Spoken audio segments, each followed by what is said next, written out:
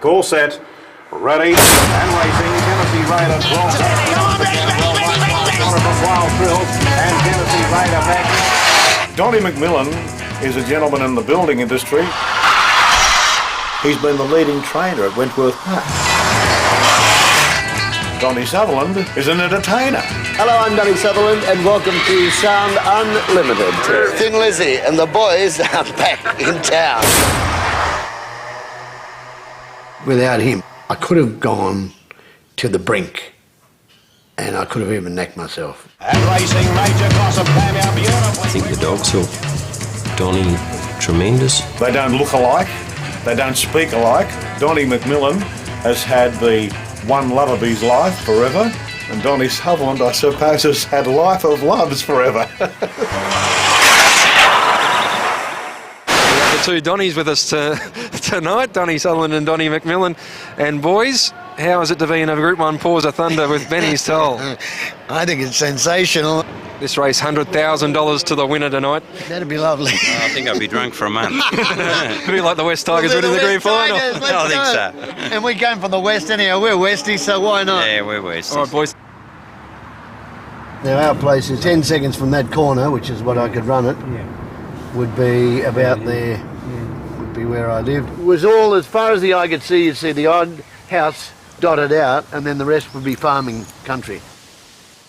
I first recall Donnie at primary school, probably at the age of 8 or 9. He was always a pretty shy guy. Didn't say a whole lot, but he knew a lot, and he was quite worldly. They were poor, just like we were, and I know Dad and Mum and Dad used to talk racing because Donnie's Mum and Dad were into racing, and greyhounds were really big in those days. A lot of people, even around Bossley Park, had dogs. We used to have them sit in the lounge room, come home after a race and sit up and watch TV. These greyhound dogs, they're really good pets. A bit gangly. It's like having a racehorse in your, in your lounge room. They're big, long legs and Little wooden things, weren't they? Like a railing. That's right. None of this concrete, Donnie. No, that's for sure. This was all just dirt. Yeah, there used to be a coal. I think everything both of us we learnt here. I didn't learn a damn thing at high school because here you could run around with no shoes on. And I always remember when I went to high school, you weren't allowed to run, and I was devastated. I thought, this is stupid, Like, we had to march everywhere, didn't we? And I like to do plays, and I like to go into talent quests at school and stuff, which Donnie would never do. But we both loved racing, and my brother being the jockey, we were just mad racing freaks. I bought every magazine that ever came out about horse racing, and so too did Donnie. What was it called? Turf Monthly. Turf Monthly, all right. So we had a stack of Turf Monthlies you couldn't jump over. Rossi was in my sister's class. He was about 7 years older than us. And we always followed his career, Donnie and myself. We chatted about this race day, and he said the first one won't win, the second one will. He only had the 2 rides. And I'd stayed home from school to listen to a radio and hear how he went. And all of a sudden there's a 5-horse fall. He apparently went to stand up, and the last horse normally would go round, but just came straight through the dust and kicked him in the head and killed him. Can't remember much for many days. Sort of vaguely remember it was a very big funeral. It just was a really, really, really sad thing for me. My life, my idol was gone, He had a long time off school, and my parents said, be careful, like what you say to Donnie. And I set myself this thing that I've got to be better or as good as he was to prove how good he would be. And unfortunately, it's the biggest no-no of my life that I couldn't go on and prove that, We made a pact that we were going to leave. I was in the November or the December, and I turned 14 in the March, and I think Donnie was 14 in the December. To get out of school, he wrote a letter for me, and I wrote a letter for him to say we are moving to Victoria. Yeah, I think I went to Brisbane. You went to Brisbane, did you? Yeah. Had a nice time up there. My Victoria was Warwick Farm Racecourse. Both handed in the same day, And I always remember the headmaster, his name was Bell. And we had our textbooks and that. He said, just give us the textbooks and go. So we did. That was the parting of the way. We didn't see each other, I think, ever again until late 1970s. When you're in the stables in those days, very strict. It was like going to a monastery, you know. The only way you could go out with the girls was to have them come to the stable maybe and you sneak a little pash or whatever, you know, but you weren't allowed to go to the theatre or go anywhere. For fear, number one, you'd probably eat something and you'd put on weight. You did most weeks 7 days a week. Sometimes you'd be given Sunday afternoon off to go home, see your family, come back again. Very strict. And he was out in the wide, wide world doing whatever he was doing with his mates. Probably someone had a car and they'd be going to night spots or whatever, dances. I don't know. I met Mary when I was about 17 and sort of went on from there, you know. I think the first time I took her out, I took her to the races. It was Sunday night and I was bored sitting at home, so I thought, bugger it, I'll go around and see what's happening at the Marconi Club, and I did. I don't even remember why I did it, but I got up and started singing in this band. That became a regular gig. I was working in the stable, getting up at 3 or 4 in the morning, working through the day, and then I'd be off with the band singing in a pub somewhere till midnight, bring all these people back to the stable, party all night, and then start working again. It was a very funny arrangement. And so that got the better of me. I thought, this is too good, you know. There are women, there's all sorts of things here. And you get to stay up late and you can do what you like. So I thought, I'll give this stable caper a big mess, and that's when I split from the stable.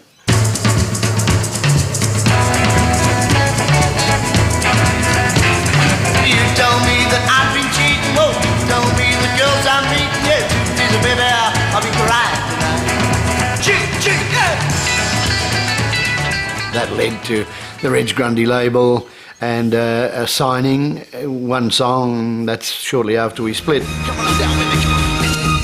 Meet me Saturday night in Fairyland.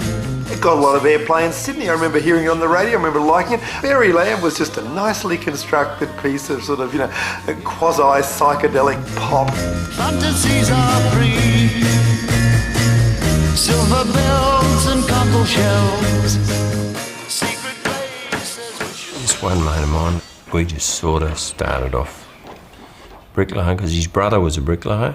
We didn't know what we were doing really. We just sort of learnt and kept at it. I ended up becoming a licensed builder. I built a lot of houses. I always had behind me mind I'd train dogs, but you've got to be set up properly, you know, and rather than try and win it out of the dogs, I thought, well, I'll do it out of me hard yakka, and that's what happened.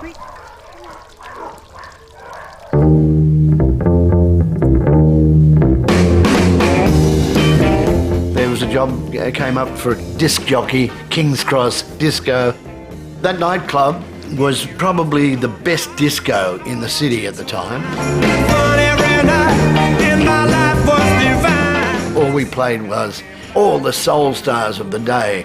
So as these American R&R guys walked past, they'd hear their music. Hey, we'll go in there and check this joint out.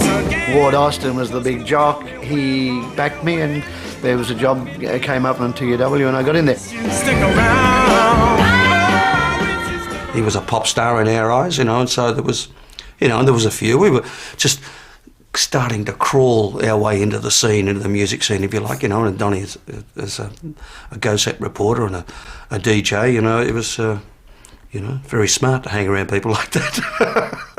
A lot of the jocks were like in their 40s and 45s, you know, and here am I, 25, 26. The teenager can relate to you better. It was almost like I'd been about jockeys and racing. I took that into the entertainment area and I knew everything about every entertainer and why they were there, and I wanted to try and be really good at something. We didn't sort of have many greyhounds because we had the two children, and we only had one or two. We only ever had one or two because we sort of give them a really good schooling and that. And then when they grew up, then we thought, oh well, we may as well get a few more greyhounds. And we got a few more and a few more and a few more. Till we've got how many? Quite a Something few. for us to do. Then the lawn bowls will be Hello, I'm Donnie Sutherland, and welcome to Sound Unlimited. Graham Webb of Channel 7 came back from overseas and had this idea, a music film clip type show. What about the new single? I like your sunglasses. They're really good. They're Those nice. sunglasses, aren't they? Polaroid. Oh, good to see you, mate. And Sunday. It was on every Saturday morning. And we went to 120 stations at one stage. We were in every state and we won everywhere. Congratulations on your success so far here for the launch of an Australian thanks album. for the free drink. Yeah. Hello, Mum. And there are some birds over there that you might like to meet too. Okay. Thin Lizzy and the boys are back in town and they're going over there to rage. It was just a laid-back feel that I had, and I love talking to people, and I think because it was that feel, they relaxed. Well, it was always quite easy because, I mean, believe it or not, we were usually hungover. You know, it was Saturday morning, and Donnie likes to drink, and I like to drink, and you'd usually be out having a wind-down drink after the gig the night before, or in Donnie's case, just out having a drink. But actually getting out of bed was difficult, but once you were up and moving, it was fine, and you go into Channel 7, and you sit down, you just couldn't wait because you knew that it was going to be fun. Do you like the term godfather of punk?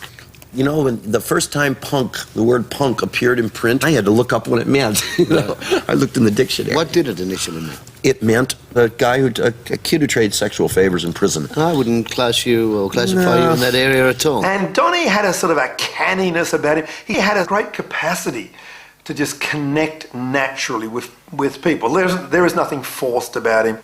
He seemed to be in there, knew what was going on, he knew who to speak to, and no matter what you wanted to know about, it would be there on sound somehow.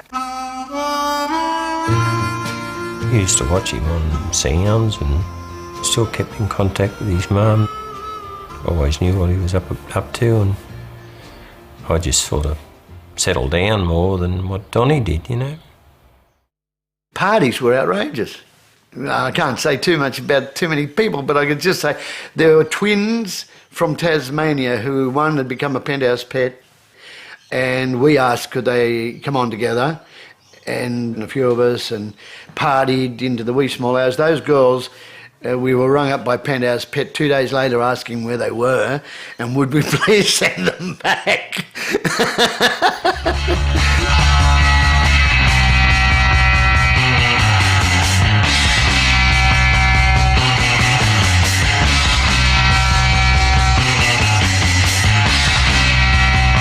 I've had 6 fiancées. I've married once. Temptation was always there. A couple of times I fell over. A couple of times I didn't fall over. They wrongly accused. So things led to each other and we just parted. And so you go on your mad ways again.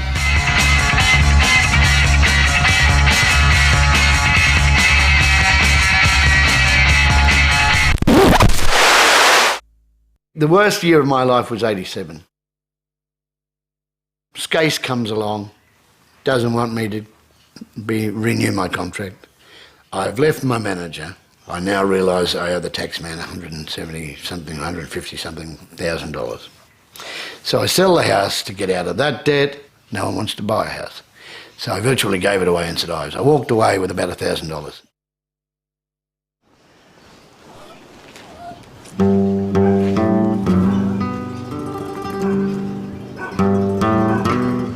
I hid away with my dog while I was here, and we would hang here through the day. I'd probably go to the shop and get our hamburger with the lot somewhere through the middle of the day or late afternoon. There was no one that came up from Sydney to see me. In caravan parks, you get this weird cross of people, some of them not on the up, a lot of them on the down, and it's a pretty quiet, fairly sad environment a lot of the time.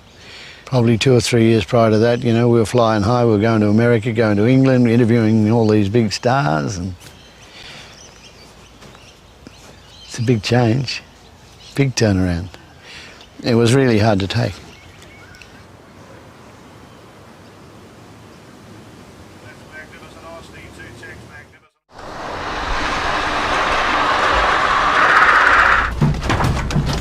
I think it was always referred to as a poor man's sport. Probably Dad would have had horses if he could have afforded it, but it was greyhounds, you know. With greyhounds, it's all in the chase. You've got to instill that chase in them to chase the lure, otherwise they're not going to go anywhere, you know.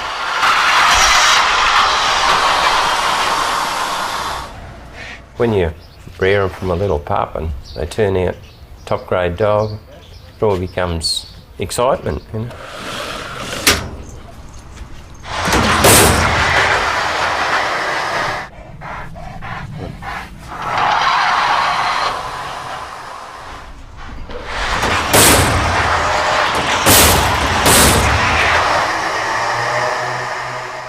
Oh, whatever Don says goes, I don't interfere. Oh, I don't think so. No, I voice my opinion, but sometimes my opinion's right. We've had some lucky times too. Some terrible lucky times, but I wouldn't be able to do it without Mary. You'd catch a train to Sydney and people would actually come up to you and say, "Why are you catching a train?" I'd say, "Well, because I'm broke." It was just a bloody awful period of my life. Until that fateful day when I go to see Tom T. Hall, and who should be on a table just across? Yeah, I was at the Revesby Workers Club and... Oh, and I know him, and he said, "Hey, Donnie," and we had a drink. Then it was like, and we moved the tables together, as I remember. Oh, and he was just larrikin that night like a school, you know. Good evening, ladies and gentlemen. Welcome, Bobby. Yeah, I knew he'd gone belly up when I met him, you know, but he never changed, you know. Keith's Capricorn, Ward's Capricorn, I'm Capricorn, so he reckon, you know, 4 great Capricorns. He'd be crying, you know. I don't know whether I said or he said, we'll get a dog, you know, so that's what happened. And racing, Major Gossip came out beautifully, quickly away, Genesis, Major Gossip, Major Gossip in front with the derby. I tell you what, it's going to be a bloody lot of squash in the sweeps tonight, but the rest of the field, they're terrific dogs, but this bugger's a bloody beauty. You told me that I've been cheating, oh, you told me the girls I'm meeting, yes, she's a bit I'll be crying tonight. Major Gossip won the derby with 70,000.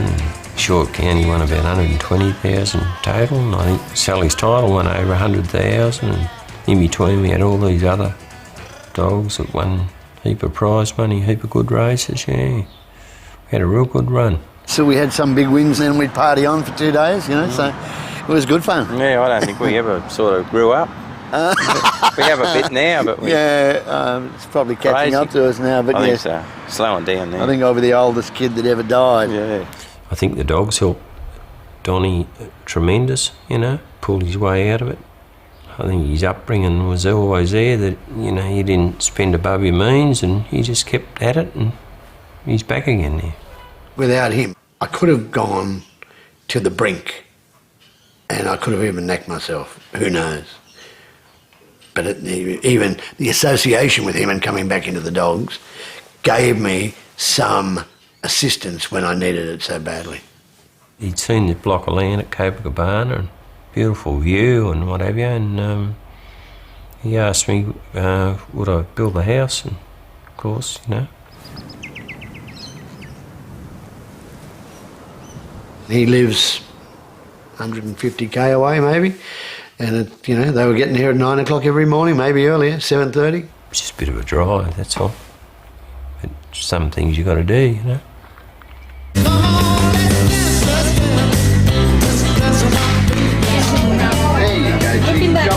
There's the club thing that I do, and I still love it. That keeps me alive. That's what we want you to do, dance. What it's all about is having a party for about 3 hours. And a couple of times, to be truthful, yeah. That was good. Yeah, no, he still got it, for sure.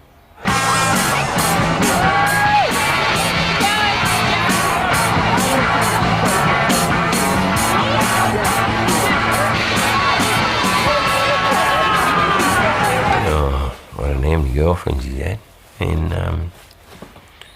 every time we'd go out or he'd come to the dogs, he'd always have another bird, you know. He's just not the type to be settling down, I don't think. I don't know, he might think different, but I don't think so. He got married once, didn't he? You were best man, I was weren't best you? man, Yeah. Wasn't sort of like the normal wedding, because we had dogs in. Yeah, every 20 minutes we'd sort of run and watch the dog race, yeah. It was a good wedding. Mm. Shame it didn't last. We have a dog that has won a heap of races. He's run under 30 seconds more than any other dog ever in Australia, but he has not got a big race win to his name. We'll probably never get one as fast. No, we'll breed them probably till not. the cows come home and never get one as quick. Well, he's the quickest one we've had in how many years? 20-something years. So It's very, very important tonight for the Two Donnies because Benny's toll, he goes like lightning around here. But he's got to switch on at the right time, and that's the biggest hassle for Benny. when he's flicking the tail like that, he's happy. He's happy as Larry.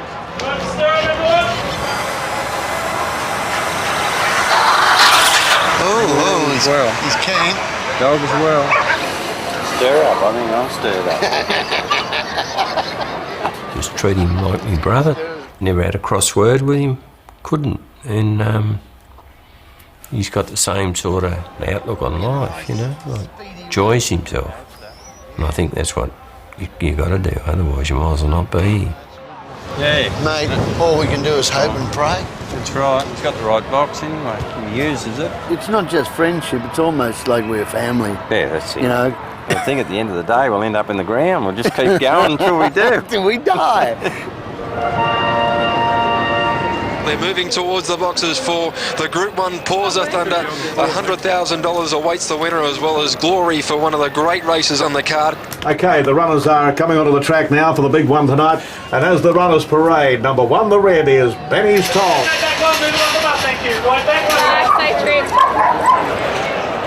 All the best, mate. Yeah. $100,000 to the winner. Green light is through to the control tower. The body is set in motion. Come on, little Benny. Just jump like a bloody beauty, Benny.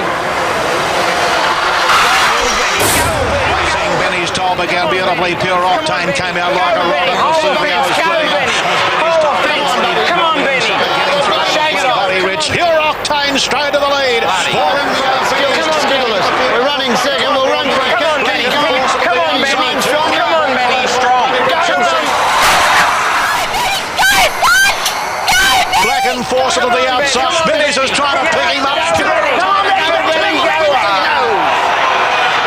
Octane takes out the big one by 3/4 of a length. Benny's Toll 6 away. Third was Overflow. Black and force and over. If he doesn't get skittled there, the 8 doesn't come across like that, he wins. That dog that beat him's good, isn't it? Bloody 8 when he chopped it. Yeah, but it was just too good to let him about. And I watched the replay of it. Yeah. That make me cry. Anyway.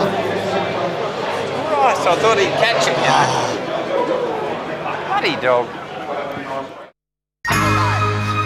Let's go. Walk it up. Meet me Saturday night in fairyland. Fantasies are free. Silver bells and cockle shells. Secret places wishing well.